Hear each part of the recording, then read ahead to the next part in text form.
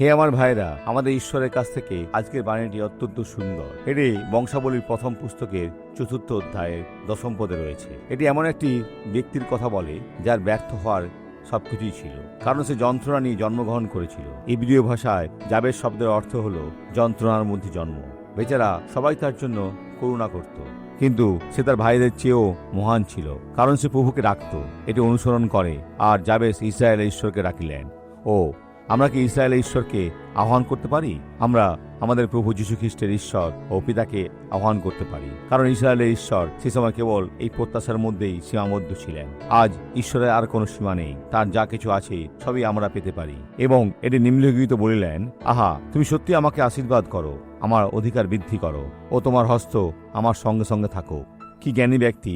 আর আমি যেন দুঃখপ্রাপ্ত না হই, এই জন্য মন্দ হইতে আমাকে রক্ষা করো।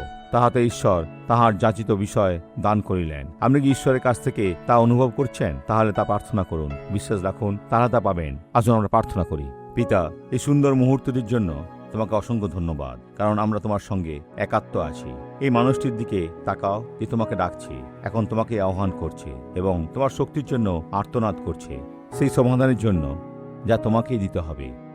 হে গ্রাসকারী অগ্নি, এসে তাদের মধ্যে কাজ করো, যিশুর নামে, আমেন। আপনার দিনটি শুভ হোক।